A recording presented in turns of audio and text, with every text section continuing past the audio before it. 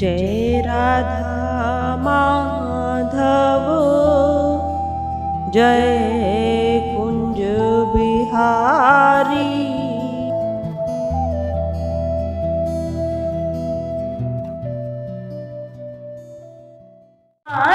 भी तो भक्त को ठोक बजा कर देखते हैं कितना मेरे प्रति भाव है, कुछ श्रद्धा है कि नहीं, कुछ आस्था है कि नहीं, मुझे मानने वाला है कि नहीं, या मेरे द्वारा हर समय सांसारिक वस्तु चाहता है। जब हम बाजार से कुछ खरीदते हैं, एक चम्मच भी लेने जाते हैं तो उसका भी वजन देखते हैं, कुछ सही है कि नहीं। एक 20 रुपए मात्र का घड़ा भी लेने जाते हैं तो उसको भी बजा कर देखते हैं, सही है कि नहीं। तो फिर भगवान भी तो हमें देखते हैं ना, हम भी भक्त हैं कि नहीं।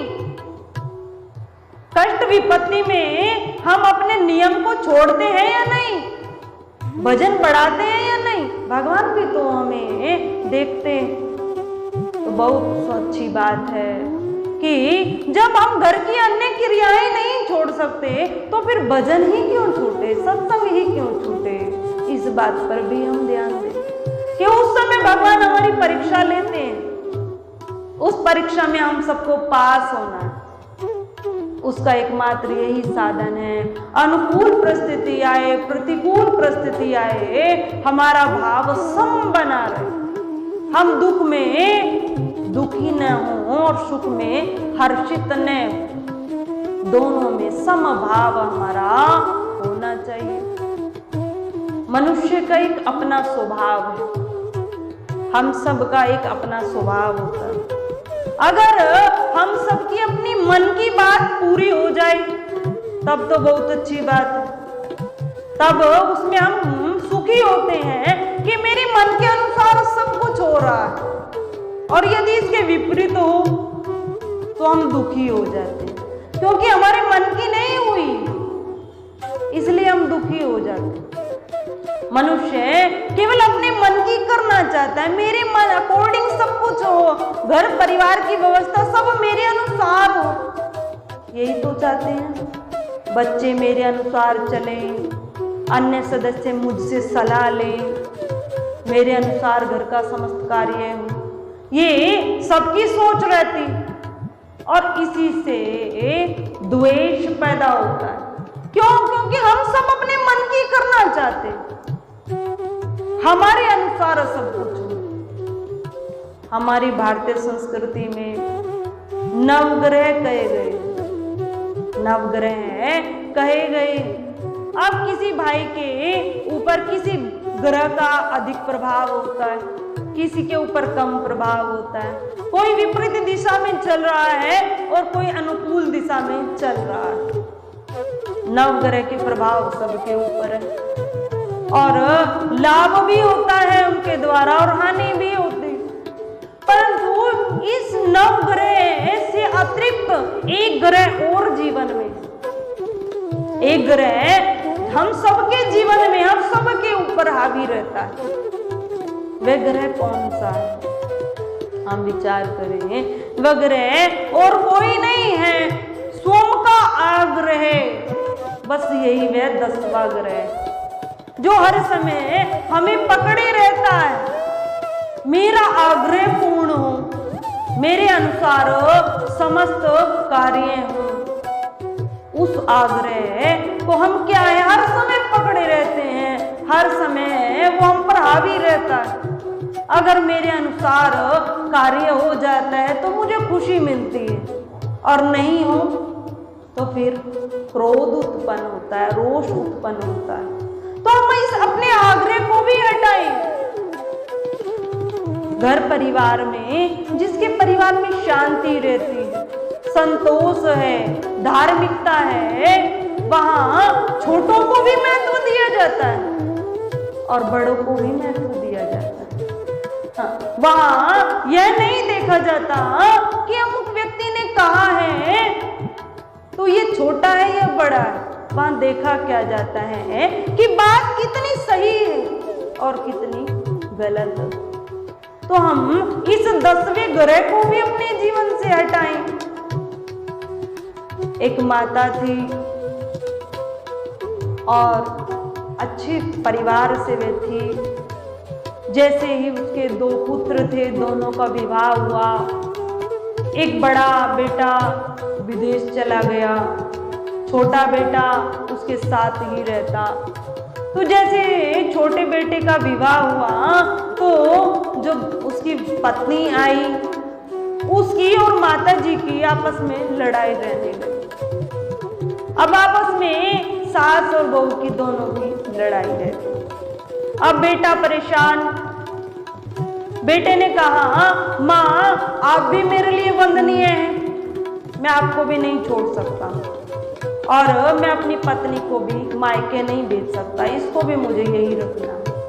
तो क्या व्यवस्था की जाए कि माँ आपको मैं अलग कक्ष देता हूँ, अलग रसोई बना कर देता हूँ, माँ आप इस रसोई की समस्त व्यवस्था में स्वयं संभालूंगा, केवल आप अपना भोजन अलग बनाइए और पाइए। आपके शरीर में इतनी कैपेसिटी है कि आप कर सकते हैं, जिससे घर का वातावरण प्रेम में बना रहे, शांति बनी रहे। इस हेतु उसने माता की अलग व्यवस्था की। परंतु वह माता अलग तो हो गई, रहने भी लगी और कुछ जैसे ही समय बढ़ा तो शरीर से बीमार हो गई। बीमार हुई, फिर वही छोटे वाली जो घर की बहू थी वही समस्त सेवा करती, उसकी सारी सेवा सब कुछ करती। अब सेवा करती, परंतु बैठी कहाँ पर है, लेटी कहाँ पर है, बिस्तर पर आग्रह क्या है कि घर में जितना कार्य होगा ना, मैं बड़ी हूं ना, मेरे अनुसार होगा। आज वृद्ध जो हो जाते हैं, हम ये तो कहते हैं कि घर में उनकी रिस्पेक्ट नहीं रहती, पर इसका भी एक कारण है। वो कारण क्या है, हम स्वयं उसको खोजें। जितनी वृद्ध माताएं हैं, भाई हैं, वो चाहते क्या है, हर समय घर में क्या करते रहते हैं, रोक टोक, यही तो करते हैं ना। कि उस बहू से एक दिन हमारी चर्चा हुई कि साध्वी जी मेरी सास बहुत अच्छी है, बढ़िया है, शरीर से भी सही है, ठीक है आप बीमार हैं, परंतु हर समय रोक टोक, कहाँ जा रहे हैं, ऐसा कार्य क्यों हुआ। कि जो वृद्धजन है उनको क्या करना चाहिए, ज्यादा से ज्यादा अपनी इस मनोवृत्ति को भगवान से जोड़ना चाहिए। परंतु नहीं, कौन क्या कब क्या क्रिया कर रहा है, बस यही दिमाग को लगाए रहते हैं, जिससे उन्हीं के पुत्र, उन्हीं की पुत्र वधू कोई उन्हें आदर सम्मान नहीं देते। हर समय रोक टोक करना भी अच्छा नहीं है।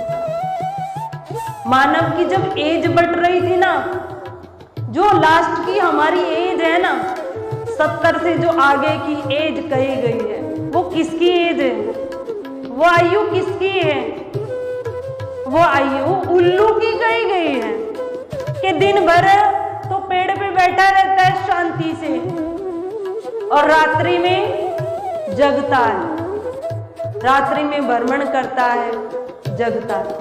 तो वो एज उसी की कही गई है, तो हम उस एज को न अपनाएं, रोक टोक हम न करें। बच्चों का भी अपना जीवन है, उन्हें भी जीने दें, तभी वे आज हमारी रिस्पेक्ट नहीं करते। हर चीज में हम उनको टोकें, ये सही नहीं। ये आज बहुत मेन कारण है कि वृद्ध को आज कोई फिर रिस्पेक्ट आदर नहीं देता। एक बोलते बहुत है, जो भी अन्य सदस्य घर में आएगा उसको अपनी बेटी की बुराई, अपनी बहू की बुराई, जो तुम्हारी सेवा कर रहे हैं तुम उन्हीं की बुराई करोगे तो कहां से आदर पाओगे, कहां से हमें इज्जत आदर मिलेगा जब हम उनकी बुराई करेंगे। प्रशंसा तो करके देखें ना, कितनी खुशी मिलती है। भले ही उनमें बुराई है पर प्रशंसा करें, नहीं मेरी बहू सेवा करती है। जब ये बहू के कानों में पड़ेगा ना, वो अपने आप इज्जत देनी प्रारंभ करेगी, स्वयं रिस्पेक्ट आदर वह देगी। उसी के सामने हम उसकी बुराई करते हैं तो कैसा व्यवहार हमारा बन जाता है। इस पर स्वतः विचार करें। आया है कि एही तन कर फल विषय न भाई, स्वर्ग स्वल्प अंत दुखदाई। गोस्वामी तुलसीदास जी ने श्री रामचरितमानस में इसको कहा कि इस शरीर का क्या लाभ है, इस शरीर का फल केवल एक है, इसकी सार्थकता केवल इसी चीज में है कि इसे सेवा में लगा दिया जाए, धर्म अनुसार इस कर्तव्य का पालन किया जाए। और यदि इसे सुख भोग में और संग्रह में लगा दिया जाए तो क्या लाभ होगा। धन भी हम एकांतरित कर सकते हैं, बड़े बड़े मकान भी बना सकते हैं, परंतु जो जीवन की वास्तविकता है ना, वह सिद्ध नहीं होगी। सिद्ध कब होगी? निष्काम सेवा द्वारा। जिस भाई के साथ परिवार में जितने संबंध हैं, उन सब संबंधों का धर्म पूर्वक निर्वाह किया जाए, उसी को सेवा कहा गया है। सेवा क्या है? जिस प्रकार का जिस व्यक्ति के साथ संबंध है, धर्म पूर्वक उसका निर्वाह हो, बस यही तो सेवा है। उसमें सत्य भी हो और जिससे अन्य व्यक्ति का हित भी हो, उसकी सेवा हो, उसको प्रसन्नता मिले, बस इसी को सेवा कहा गया। पर वह धर्म पूर्वक होना चाहिए, न्याय संगत होना चाहिए।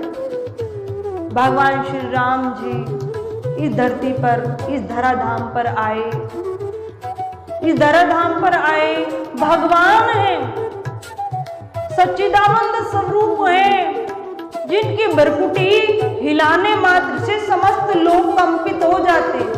केवल भ्रकुटी हिलाने मात्र से समस्त लोग कांप उठते। भगवान सर्वप्रथम क्या करते थे? विचार करें।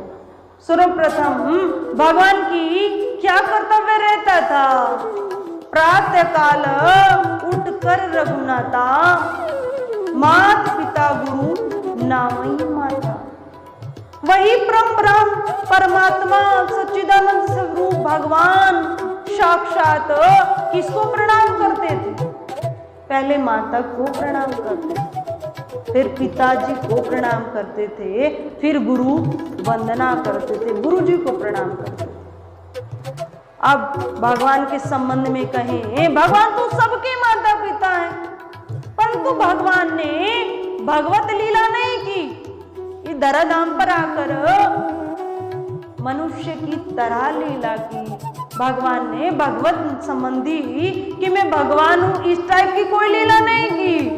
हम सब जैसे मानव हैं, इस टाइप से भगवान ने लीला की और अपना पूरा चरित्र हम सबको दिया कि इस प्रकार हमें जीवन जीना चाहिए। सर्वप्रथम माता को प्रणाम करना चाहिए। माँ को प्रणाम क्यों बताया? हम सब जानते हैं कि माता के ऊपर यदि एक पूरा ग्रंथ भी लिखा जाए ना, तो वह भी बहुत छोटा पड़ जाएगा। माता की महिमा कितनी कही गई है।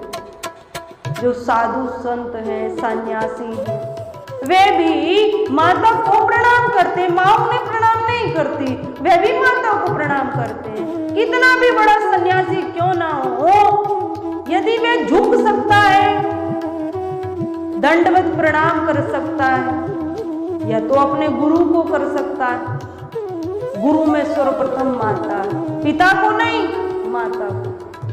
दूसरा गुरु को कर सकता है, तीसरा अपने इष्ट भगवान को कर सकता है। तो माता की इतनी बड़ी महिमा बताई है कि सर्वप्रथम माता को प्रणाम करना चाहिए, चाहे वे किसी भी प्रवृत्ति की क्यों ना हो। माँ हमेशा माँ होती। माँ से बढ़कर इस संसार में और कोई स्नेह करने वाला नहीं हो सकता। माँ जैसा स्नेह कोई नहीं कर सकता। माँ वंदनीय है, पूजनीय है।